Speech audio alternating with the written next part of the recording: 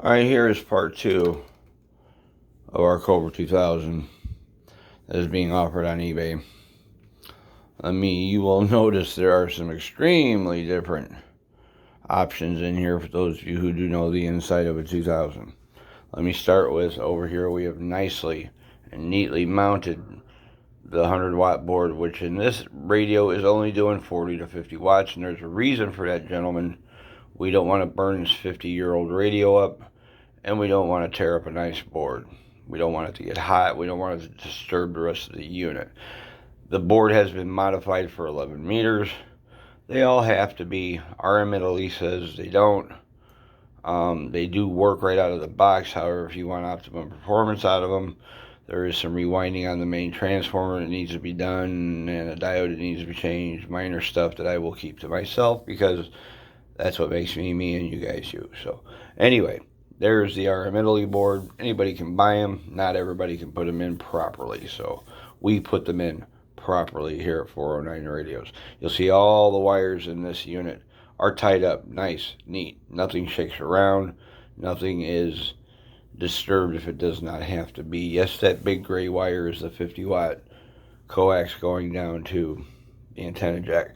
You'll notice back here that the power supply on this unit for the radio itself is pretty much untouched up here. It's all stock.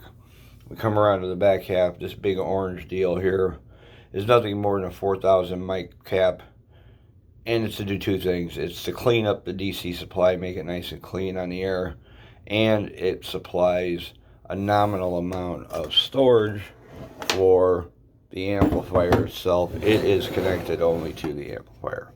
Now we're going to go to the bottom of this beast. The radio does have an echo board in it. Regrettably, I did not put it in. However, it is not a bad job.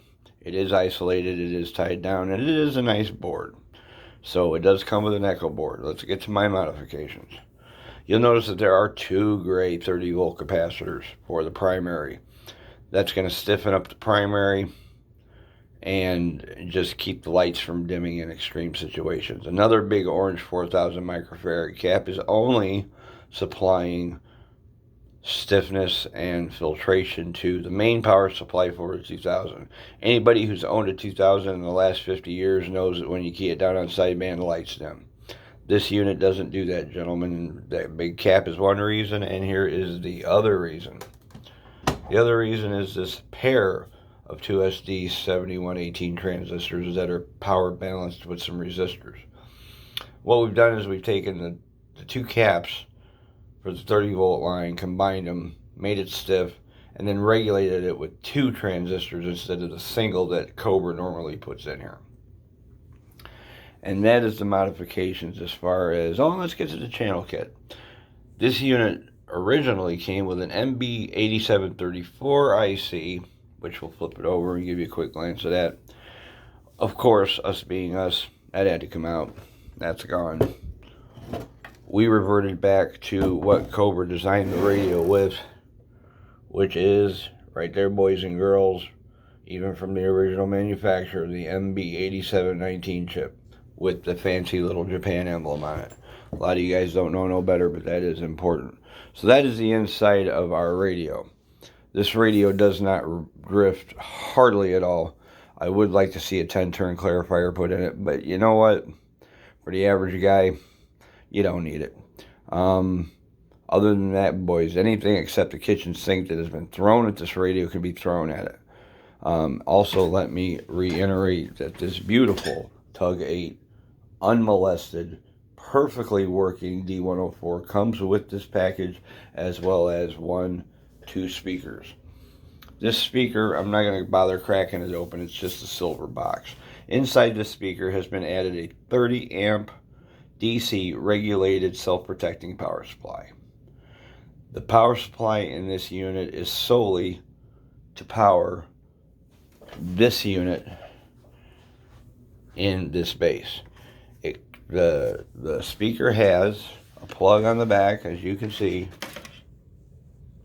All we've done is disconnected the DC plug inside the Cobra 2000 because nobody ever puts it in their car anyway, and if you do, you're stupid because they fall apart. Sorry, don't mean to be mean, just the way I talk.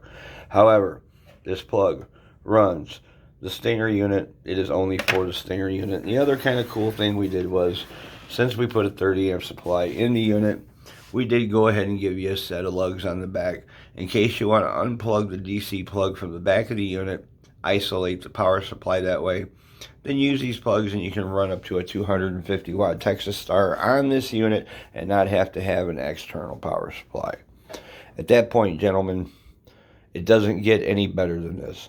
There are guys out there who have fancy 2000s with lights and stickers and all the stupid stuff under the face of the planet. Don't get me wrong, they make them look cool, but if you set it side by this monster, you're going to be the one that's talking. So if you like to be the guy on the block that has the best quality, most intensely built equipment, you need to come and see the seller. You need to buy this radio. I'm not going to kid you, gentlemen. There's a lot of work in this radio. The reserve is $800. Buy it now is $1,000. Anybody that knows anything about anything is going to be more than happy to reach in their pocket and exceed that $1,000 and do some bidding. There is only one like this on the face of the planet, gentlemen, and I've got it.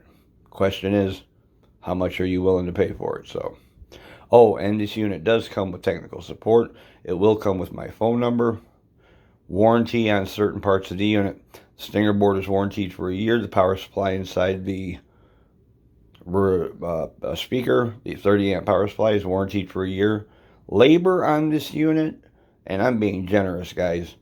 Labor on this unit, I'm going to cover it for 6 months. If you got a problem, I'm going to fix it for free aside from the parts. Other than that, you got to keep in mind, no matter what I do to it, it's a 50-year-old radio.